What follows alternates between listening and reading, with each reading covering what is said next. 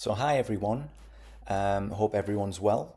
I thought I'd record this today because at the time I present I will be heading towards deepest, darkest Wales for a little trip, and hopefully I'll be able to present, but I'm not sure what my Wi-Fi connection will be. So I just thought I'd try and record and see how it goes.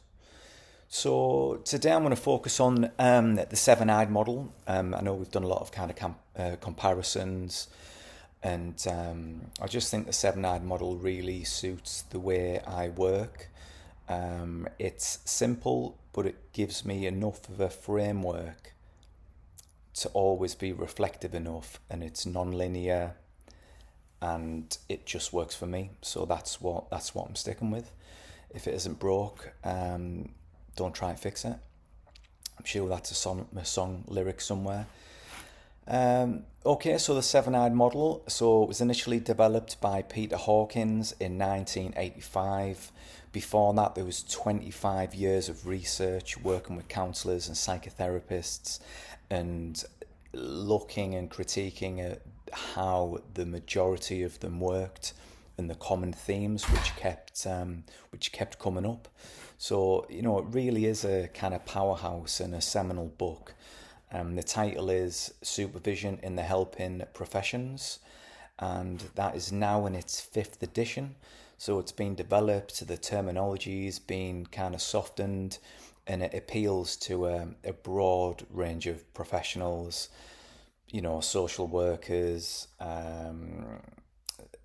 working in addiction and recovery. I know it's been used. It really is across the board. Coaches, mentors. It's just an overall fantastic book. Yep. So you'll find the seven-eyed model is in chapter 7 of the book. Dun dun dun. So I don't know if that's a bit of synchronicity. I'm not sure, but I am very curious to why that's chapter 7. Totally irrelevant. I just had to mention it. So moving on.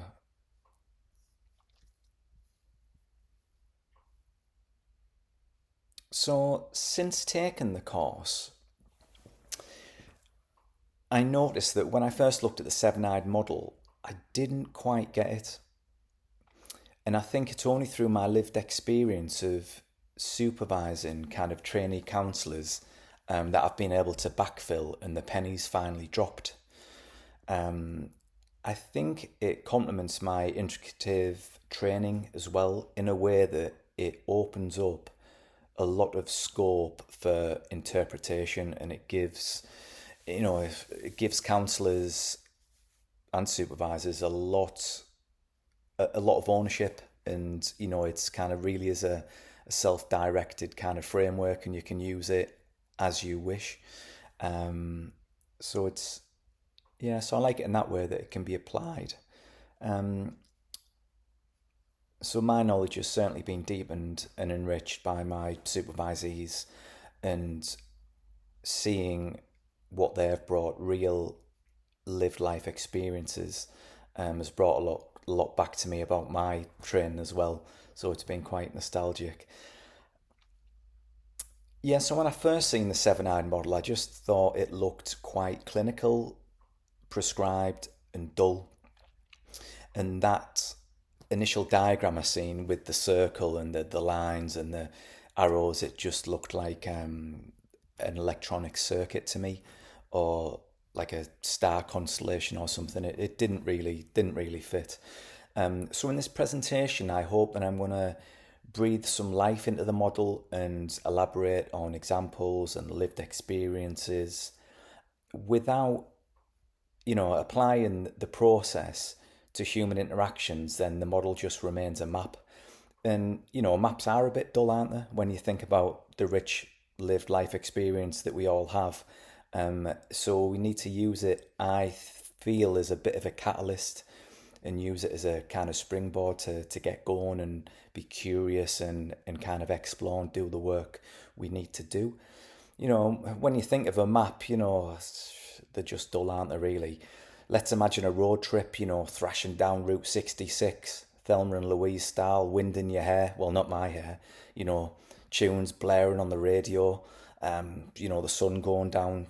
Let's, let's go on a journey. Let's embellish this and scratch the surface. And now it becomes alive, doesn't it? Rather than just looking at a still diagram. So let's breathe some life into the seven-eyed model. So I'm just moving on to the next slide.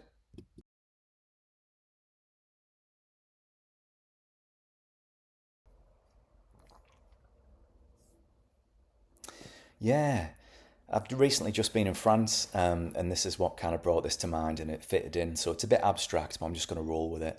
So a je ne crois ça, well, my French is terrible, but basically, it refers to a quality that cannot be described or named easily.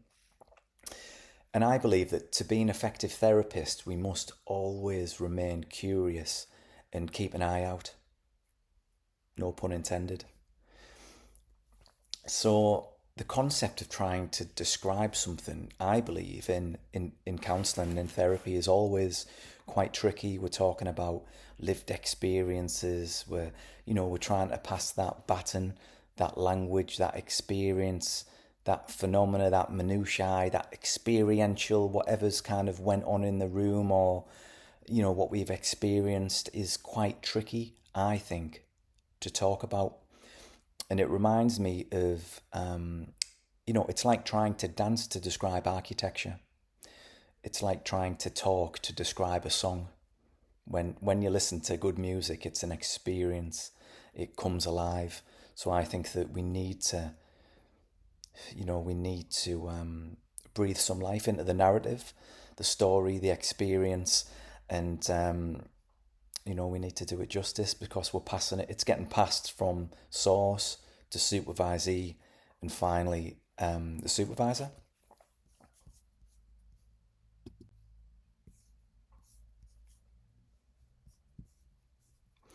So, moving on to my final slide.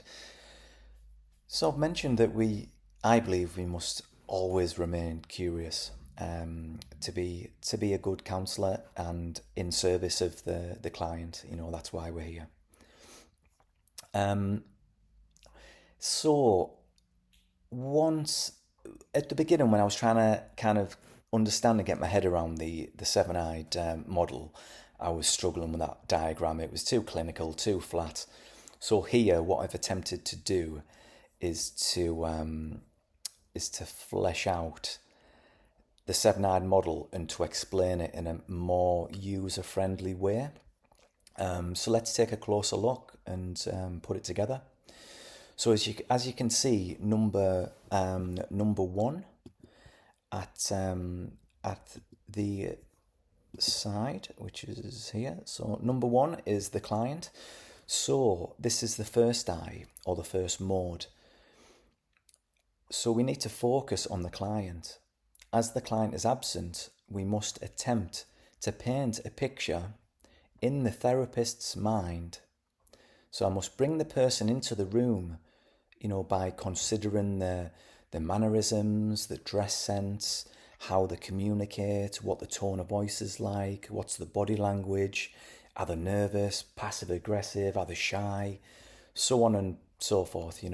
We must capture that moment and incorporate,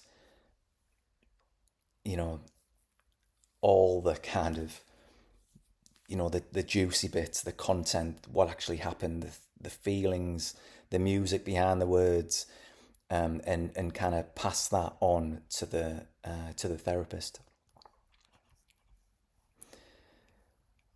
Okay, moving on. So number two. So number two is, bear with me, I've just lost my pen. There we go. So number two is, if we're looking on the screen,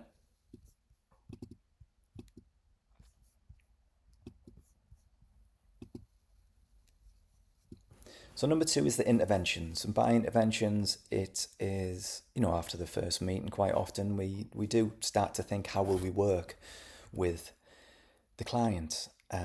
What's going on for them?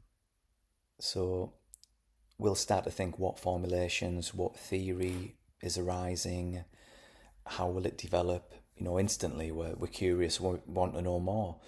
So how will we intervene, and how will we assist the client in reaching their therapeutic goals? As we're building rapport, this may take 3 or 4 sessions to kind of develop, but we will be thinking and we will be thinking of a treatment plan and how to intervene and how we're gonna work with the client. Okay, moving on. So moving on is number 3. And as you can see, number 3, I've just circled it, but also at the top, if you look at this box at the top, we've got client and therapist. And that's the only people that are in the room. The client and the therapist, the supervisor's not there. So the third eye is that kind of dynamic space, that bubble, that bracket, encapsulating 1, 2, and 4. I'll get on to 4 next, but number 3 is the space where the work's going to happen. So what's the perception of this? Think about being a fly on the wall, or Big Brother, where from the outside looking in, what's happening? Are there any metaphors that are starting to emerge? Are any games being played in a kind of Eric Berne, TA sense? Is someone being reactive? Maybe the Cartman drama triangle is being introduced somewhere. Anything could be developing a reparative sense. What's happening with regards to attachment styles? Or is there any transference developing? So really getting interesting now. So moving on to 4, as I've just mentioned. So let me circle 4. There we go. So number 4 is the therapist. So the therapist is working with the client, and now this is switched. So now the therapist, I'll just circle this in the red box at the top. So the therapist and the supervisor.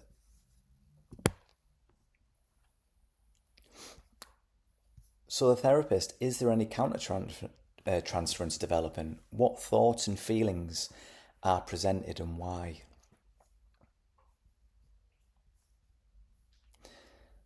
As you can see, number 5, just like number 3, is that kind of bracket. It's that dynamic space where the magic happens. The therapist can only be in the room with the therapist or the client, or the therapist and the supervisor.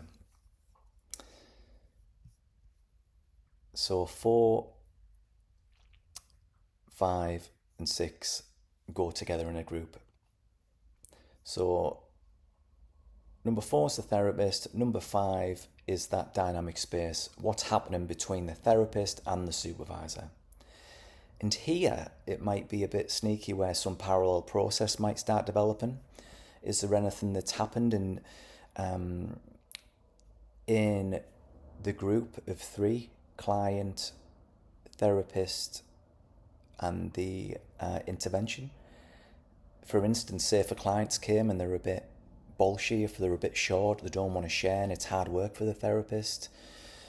Maybe the therapist might deliver the same kind of rhetoric and project that on the supervisor. The therapist might be bolshy, short, guarded, closed, and it might be a reenactment. It might be a parallel process that might emerge within the bracketed space of 5, which we can see, which I've circled there. So that's number 5.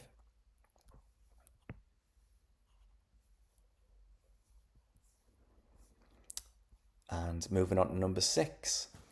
So 6 is focusing upon the supervisor, the supervisor's thoughts and feelings. And here, we want to develop and build and support, robust, good therapists, counsellors, especially here at Headstrong Counselling. So we want to develop them and give them their own autonomy to work in the way that suits them, and to be reflective and support that. Sometimes, looking at 6, the supervisor may conjure up like a fantasy relationship. They may think that they're working with the client. So, the supervisor